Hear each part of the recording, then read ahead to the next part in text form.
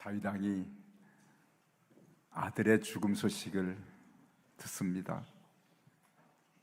너무 마음이 아파서 탄식하면서 이렇게 부르짖습니다. 내 아들 압살롬아, 내 아들 압살롬아, 차라리 내가 너를 대신하여 죽었을 터인데 내 아들아, 통곡하며 아들의 이름을 거듭거듭 부르면서 울었습니다. 아들이 반역을 일으켜서 아버지를 해치려 했잖아요. 그렇지만 아버지 다윗은 아들의 불행을 듣고 반복하여 아들의 이름을 부르면서 슬픔을 가누지 못합니다. 오늘 예수님께서 예루살렘을 보시면 37절에 예루살렘아, 예루살렘아, 예루살렘의 이름을 반복하여 부르시면서 탄식하십니다. 안타깝고 애절한 주님의 감정을 표현하고 계신 것이죠. 예루살렘은 이스라엘의 신앙의 중심이고 정치의 중심이기 때문에 예루살렘아 부르신 예수님의 마음은 이스라엘 백성들을 향해서 이스라엘아, 이스라엘아, 안타깝게 그들의 이름을 부르고 계십니다. 무엇 때문에 안타까워하시는지 37절에 선지자들을 죽이고 내게 파송된 자들을 돌로 치는 자여. 하나님이 끊임없이 선지자를 보내셔서 그들을 회개하도록 외쳤는데 거절합니다. 그리고 보내신 선지자들을 괴롭히고 옥에 가두고 돌로 치고 죽이기까지 하는 그 예루살렘을 주님은 바라보시면서 그 예루살렘이 장차 당할 심판의 비참함, 그리고 감당할 수 없는 그 핏값을 치러야 하는 예루살렘을 향해서 예수님이 아파하시는 마음으로 예루살렘아, 예루살렘아 이렇게 외치고 계신 것이죠. 예루살렘은 평화의 성이었고 하나님의 성전이 있는 거룩한 성입니다. 그런데 그들이 잘못된 길을 걸어서 선지자들을 해치고 하나님을 반역하는 도시로 바뀌어져 있었습니다. 그 도시를 향해서 주님께서 오늘 비유로 이렇게 말씀하십니다. 암탉이 새끼를 날개 아래 모음같이 내가 내 자녀를 모으려 한 일이 몇 번이더냐. 하나님은 끝없이 선지자를 보내서 의인을 통해서 그들을 회개시키려 했지만 끊임없이 거절했고, 예수님도 오셔가지고 오실 때부터 떠날 때까지 이스라엘에게 회개의 메시지를 전하시고 그들에게 돌이킬 수 있는 기회를 주셨지만 그들이 거절합니다. 내가 내 자녀를 모으려 한 일이 몇 번이더냐. 이스라엘을 보호하시고 사랑으로 애정으로 돌보시려는 하나님의 마음이 예수님의 외침 가운데 오늘 들려오지 않습니까? 택한 백성 이스라엘을, 예루살렘을, 심지어 서기관 바리새인들, 예수님을 해치려는 사람들조차 구원받기를 원하셔서 그들에게 몇 번이나 다가가시고 손을 내밀고 하늘의 말씀을 전해줬지만 그들은 끊임없이 거역하고 거절합니다.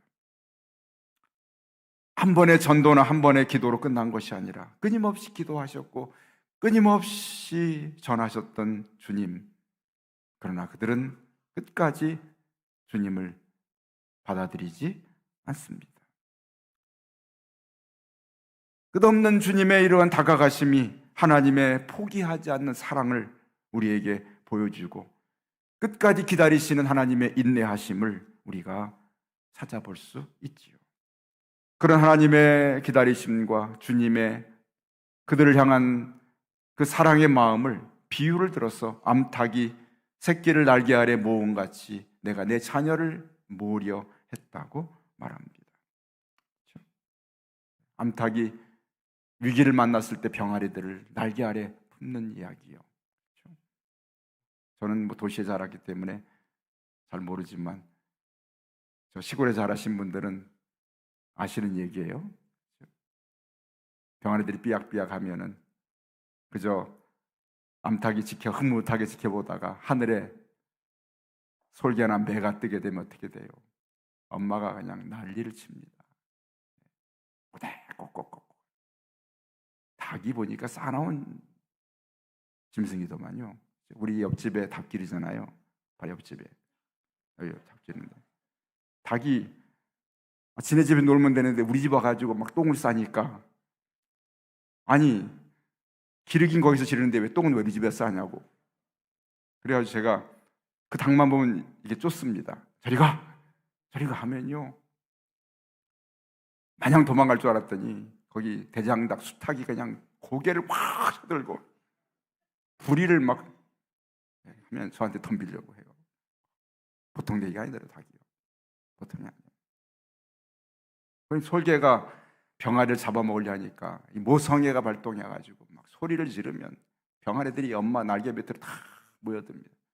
그 날개 아래 병아리를 품어서 지켜내는 이야기를 주님께서 오늘 비유로 말해요. 내가 너희를 재앙 가운데 지키려고 몇 번을 너희들에게 보호하고 다가가고 사랑을 보였는데 너희가 끝까지 거절했다고 말씀하십니다. 오늘 이스라엘의 문제는 어떻게 표현되는가? 마지막 여러분 37절 끝부분에 이렇게 표현합니다. 그러나 너희가 나의 돌봄과 너의 사랑과 나의 자비와 나의 긍휼을 너희가 원하지 아니하였도다.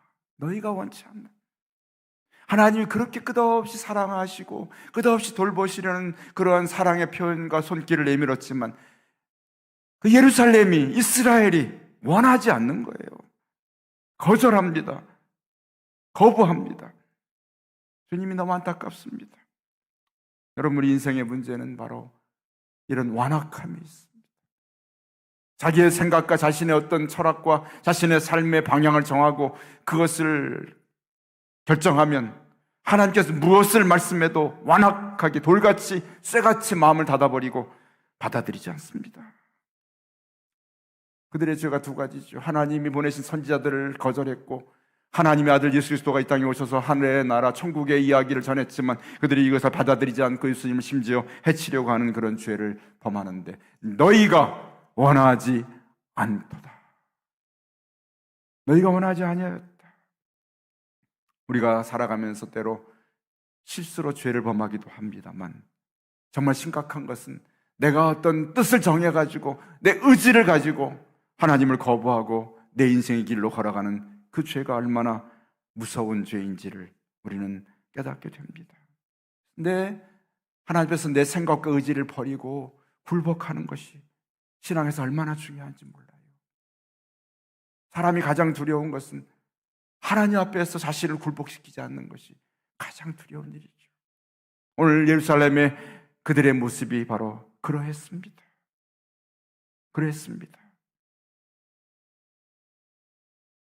오늘 예루살렘의 그러한 하나님의 불순종과 그리스도의 말씀에 돌이키지 않는 그들의 결과는 무엇입니까? 38절에 보라, 너희 집이 황폐하여 버려진 바가 될 것이라고. 너희가 황폐해질 것이다, 버려질 것이라 주님께서 경고하고 계십니다. 그러면서 오늘 24장 2절에 제자들이 주님, 이 성전이 얼마나 아름답습니까? 황금으로 머리를 씌우고 그 큰 돌들로 아주 무너지지 않도록 굳게 세워진 예루살렘 성전의 웅장함을 보면서 제자들이 이 성전이 얼마나 멋지고 웅장합니까? 했을 때 주님이 그 성전을 향해서 하신 말씀이 24장 2절이죠. 내가 진실로 너에게 이르노니 돌 하나도 돌 위에 남지 않고 다 무너뜨려지리라 경고하십니다. 무너지는 것이죠. 황폐하여 버림받으면 무너집니다. 무너짐은 너무나 쉽게 이루어집니다. 여러분, 내가 물질이 많다고 자만해서는 안 됩니다. 금방 잃어버립니다. 건강하다고 교만에 자랑해서도 안 됩니다. 오래지 않습니다. 높은 자리에 앉았다고 자만해서도 안 됩니다. 언제 떨어질지 알지 못합니다. 황폐하게 되면 오늘 38절 말씀처럼 너희 집이 황폐하여 버려진 바 되리라. 무너지는 순간은 바로 쉽습니다. 너무 간단합니다. 하나님께서 버리시어 황폐하게 되면 무너집니다. 사라집니다. 꺾여집니다. 약해집니다. 잃어버립니다. 그것이 우리 인생의 연약함인 것이지요. 예루살렘이 이를 알지 못했기 때문에 장차 예루살렘에 임할 그 재앙을 주께서 아시고 예루살렘아 예루살렘아 거듭거듭 그를 부르시면서 안타까운 주님의 마음을 표현하여 계십니다. 그리스도를 거부한 그들의 결과가 무너짐이었습니다. 그리스도를 거부하면 천국을 잃어버리고 구원을 이루고 생명을 잃어버리고 우리에게 임한 영적인 축복을 잃어버리는 것이 그리스도를 거부한 예루살렘의 모습이고 우리 인생의 결과인 것을 주님은 우리에게 경고하고 계십니다. 자, 예수님은 이 예루살렘의 황폐함을 바라보시면서 예루살렘아 예루살렘아 거듭하여 그 예루살렘 성을 부르신 예수님의 마음, 그 마음은 눈물로 표현됐던 것을 같은 말씀인 누가복음 19장에 이렇게 표현합니다. 예수께서 가까이 오사 성을 보시고 우셨다고 말합니다. 그 성을 바라보신 주님은 우셨습니다.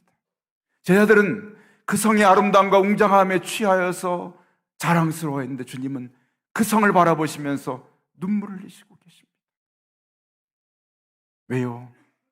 장차 그 성이 불순종으로 인하여서 무너질 날이 있는 것을 바라보시고 우셨던 것이지요. 예루살렘아 예루살렘아 하시면서 주님은 눈물을 흘리셨습니다. 우리 인생은 우리의 앞날에 일어날 일을 알지 못합니다. 때로 그래서 우리가 현재 보이는 것으로 스스로 자만하고 때로는 자랑하고 그것으로 만족하려 하지만 그러나 장차 예루살렘의 무너짐을 주께서 예고하신 것처럼 불신앙의 도성 예루살렘이 심판을 받아 무너진 그 무너짐과 같이 우리 인생도 하나님 앞에서 판단받고 심판받을 때에 무너짐이 일어날 때는 버려짐을 당할 때는 감당할 수 없는 그런 어려운 상황 속에 이를 것을 오늘 예고하고 계시고 또한 말씀을 듣는 우리에게 깨달음을 주께서 주고 계신 줄로 믿습니다. 오늘 명절이 됐잖아요. 그렇죠? 우리가 명절이 되면은 부모 형제를 만나고 또 자녀들과 함께 행복한 시간을 보내게 됩니다. 우리가 그러나 믿음 안에서 바라보게 되면 아직 믿지 않는 우리 일가 친척들이 있잖아요. 부모 형제들이 있습니다. 사실은 주님께서 그들을 바라보시면은 오늘 예루살렘아 예루살렘아 하시면서 우셨던 주님의 마음이 우리 마음이 되기를 주께서 원하셔서 이 말씀을 주시잖아요. 주변에 보면은 조금 그래도 괜찮게 사는 그런 친척들도 있고 형제들도 있습니다. 아무래도 조금 세상의 물질이나 권세나 뭔가 자식이 좀 잘 되거나 뭔가 좀 이룬 집안에는 조금 이렇게 좀 높아지려는 마음들이 있잖아요. 그러면서 때로는 그것이 하나님 주신 축복인지 모르고 때로는 믿지 않는 가정 속에서 그 현재들의 자신들의 삶이 그대로 유지되고 그것이 결코 무너지지 않을 것 같은 그러한 견고한 성처럼 그렇게 생각하며 사는 사람들이 있습니다. 그런데 오늘 주님께서 그들을 바라보시면서 우리들의 마음속에 그들의 이름을 거듭거듭 부르면서 예루살렘아 예루살렘아 너희 집이 황폐하여 버려진 바 될 것이다 하는 그런 안타까운 마음으로 한 영혼 영을 바라보고 내 사랑하는 사람들을 바라보기를 주께서 원하고 계십니다. 주님께서 예루살렘 보고 우셨던 것처럼 우리가 믿지 않는 사랑하는 가족들, 내 사랑하는 사람들을 때로는 조그만 성취를 통해서 지금 그것이 영원히 견고할 것처럼 여기고 살아가는 그들을 향해서 주께서 눈물로 나아갈 것을 오늘 우리에게 깨닫게 하십니다.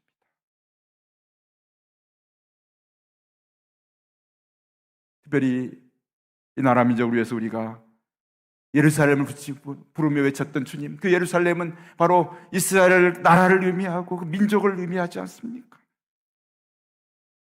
나라를 위해서 우리가 어떤 사상이나 어떤 지역이나 어떤 부류에 속하는 것이 아니라 주님의 마음을 가지고 이 도성을 향해서 바라보면서 대한민국아 하면서 우리가 나라를 위해서 눈물을 흘릴 것을 가르치시는 주님의 마음이 이 마음 속에 담겨 있습니다.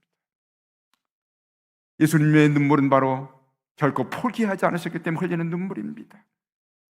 버리시고 포기했다면 주님은 눈물 흘리지 않으셨을 것입니다. 그러나 아직도 사랑하시기 때문에, 아직도 포기하지 않았기 때문에 그 성을 향해서 우셨고 우리 마음속에 마찬가지입니다. 사랑하는 사람들을 아직도 믿음 안에서 포기하지 않았기 때문에 눈물을 흘리고 이 나라와 민족을 우리가 포기하지 말아야 되기 때문에 주님께서 우리에게 울면서 기도하기를 오늘 우리에게 원하고 계시고 이를 보여주고 있는 것을 깨닫게 됩니다. 그렇죠. 주님은 이렇게 또한 눈물을 교훈하고 계십니다. 누가복음 23장 십자가를 지고 가는 주님을 따르는 한 여인의 큰 무리가 울면서 주님의 십자가를 따라옵니다. 울면서 따라오고 있습니다. 그 십자가를 지신 주님의 모습이 너무나 비참하고 너무나 그 모습 볼 때 아팠기 때문에 울며 주님을 따르는 여인들을 주님이 돌아보시면서 오늘 23장 28절에 이렇게 말씀합니다. 누가복음이지요.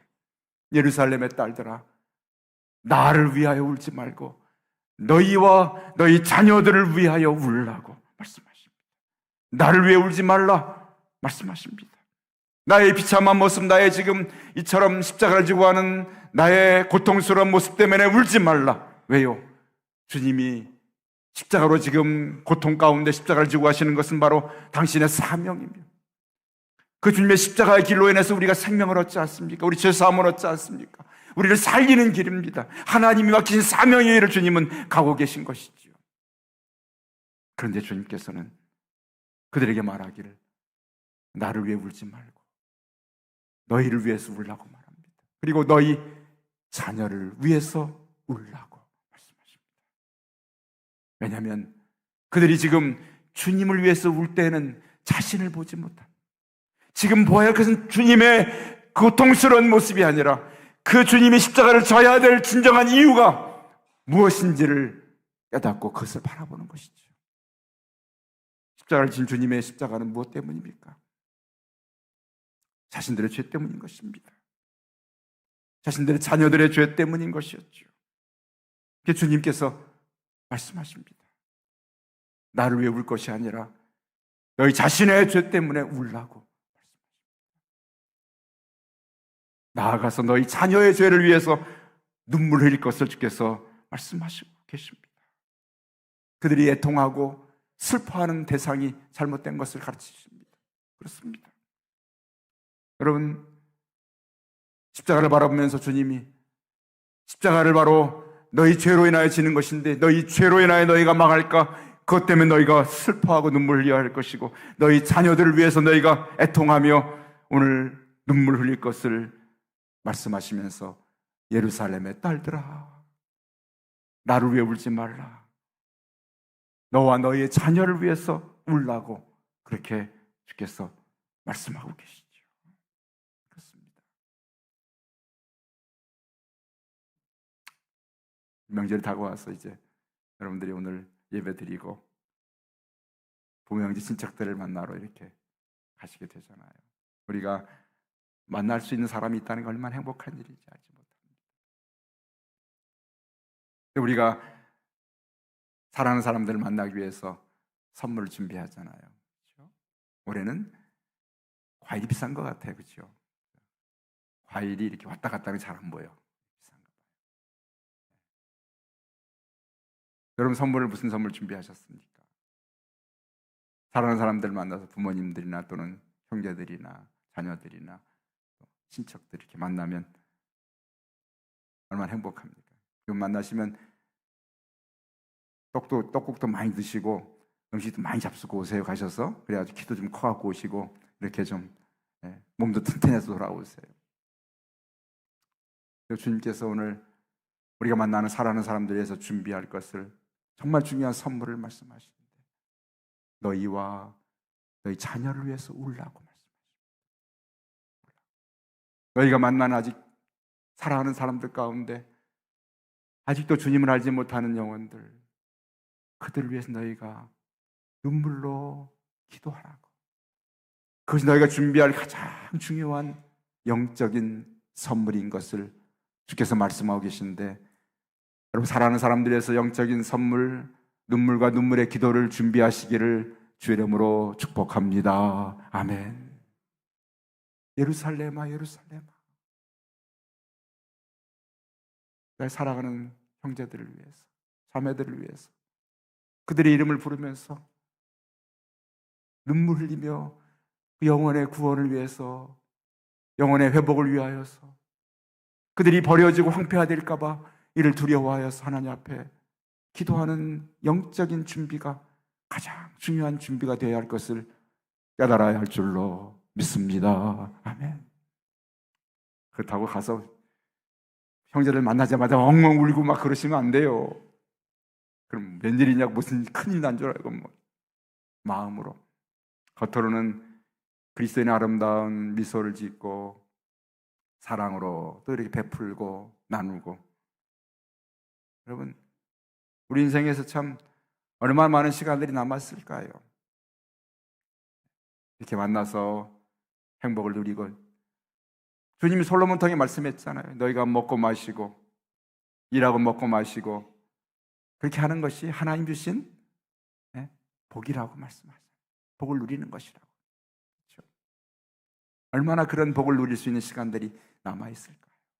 그런데 그런 가운데서 우리가 정말 중요하게 영혼 한 명 한 명의 영혼을 바라보면서 예루살렘아, 예루살렘아, 그렇게 안타깝게 장차 황폐화되고 버려진 바들 예루살렘을 주께서 위하여서 눈물 흘리며 그렇게 안타까워하셨던 주님 마음이 오늘 우리가 준비해야 될 가장 중요한 영적인 마음인 것을 주께서 저 여러분에게 가르쳐주고 계신 줄로 믿습니다. 아멘.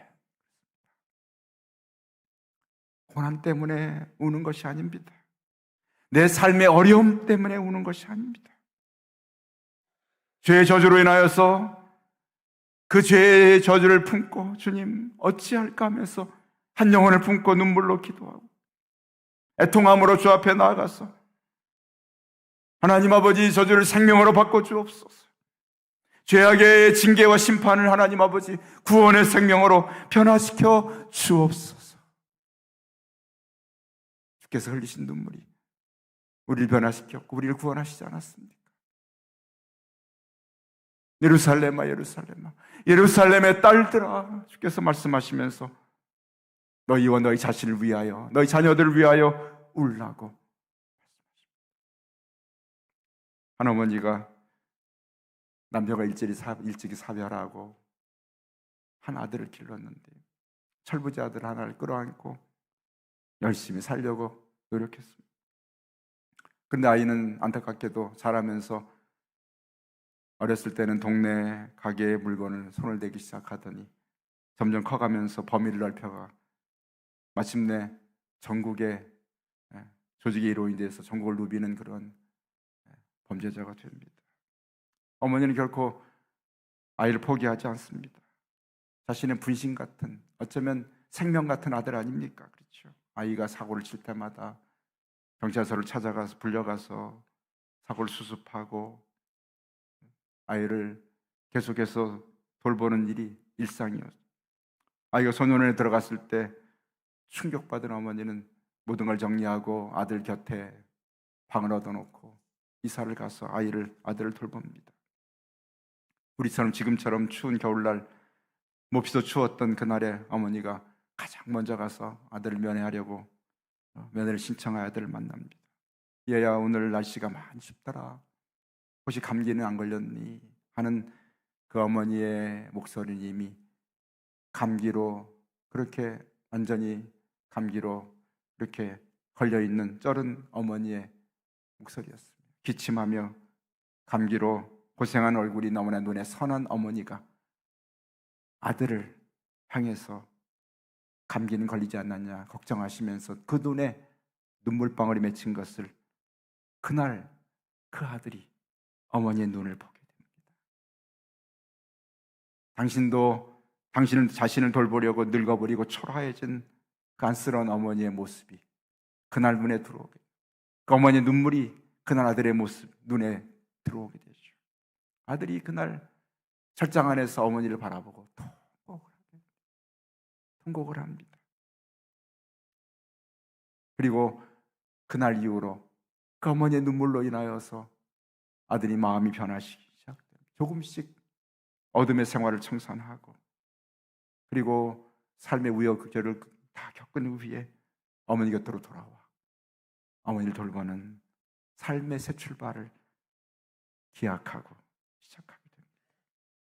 평생 끊임없이 방황하고 타락기로 다녔던 아들 때문에 흘렸던 눈물이, 어머니의 기도가 결코 헛되지 아니하였습니다.